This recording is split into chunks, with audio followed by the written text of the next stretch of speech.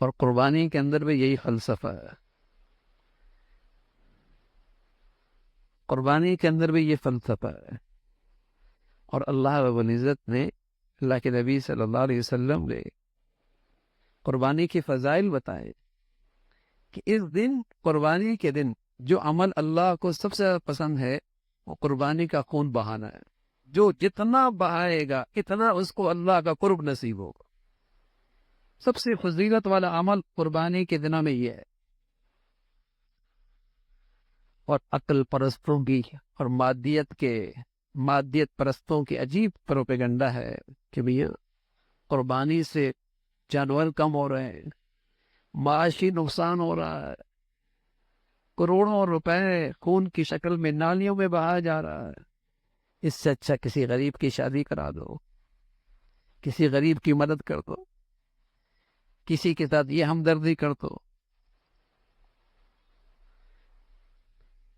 تو یہ وہ لوگ ہیں جو جانتے نہیں قربانی کا سبق کیا ہے۔ قربانی کا حکم ہے ہی اس لیے کہ تمہاری عقل میں آئے یا نہ آئے، تمہیں سمجھ میں آئے یا نہ آئے، تمہیں اس کا نفع سمجھ میں آئے یا نہ آئے، تمہارے سامنے اس کا فائدہ ہو یا نہ ہو، تم صرف اسے اس لیے اس کی تعمیل کرو کہ یہ اللہ کا حکم ہے، یہ اللہ کا حکم ہے بس۔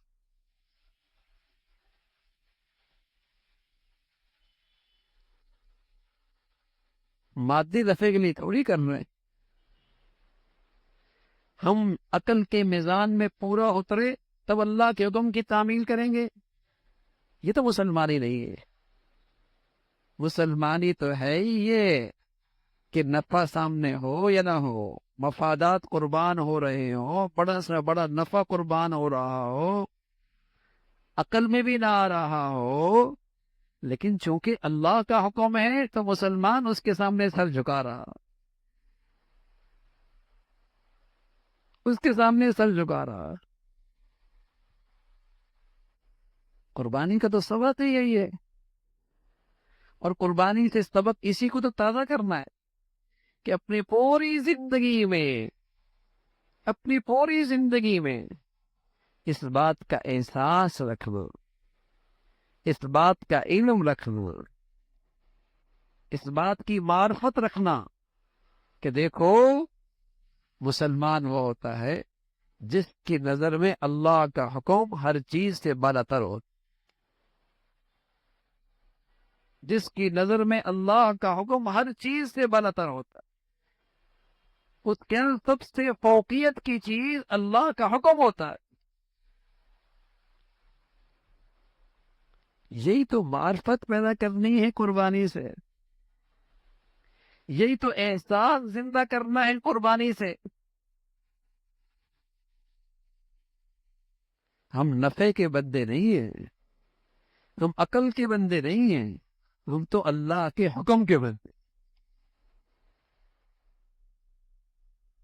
اللہ کا حکم پورا کرنا۔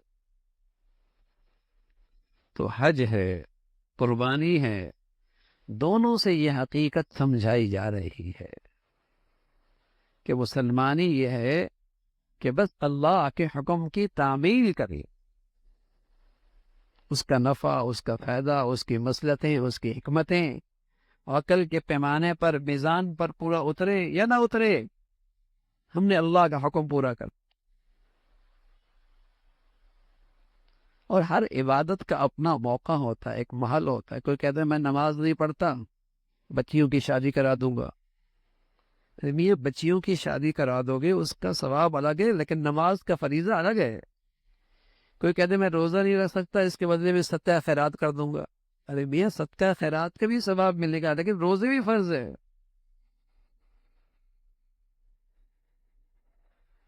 ہر عبادت کا اپنا موقع ہے، اپنا محل ہے، جب اسے پورا کرو گے تب وہ فرض پورا ہوگا۔ تو ان دنوں کی خاص عبادت قربانی بھی ہے، حج بھی ہے، اور یہ ایسی چیز ہے کہ جو انہی دنوں کے اندر نصیب ہوتی ہے۔ ایک ایک بال پر اللہ اجر و ثواب عطا فرماتا، ایک بار ایک گناہ معافی ہوتی ہے، اور خون گرنے سے پہلے اللہ رب العزت کے ہاں قربانیاں قبول ہو جاتی ہیں۔ ایک بال پر ایک خطا معاف ہو رہی ہے، کتنا کا نفع ہے، اور یہ عبادت آپ پورے سال پھر حاصل نہیں کر سکتے۔ صدقہ دے سکتے، خیرات کر سکتے،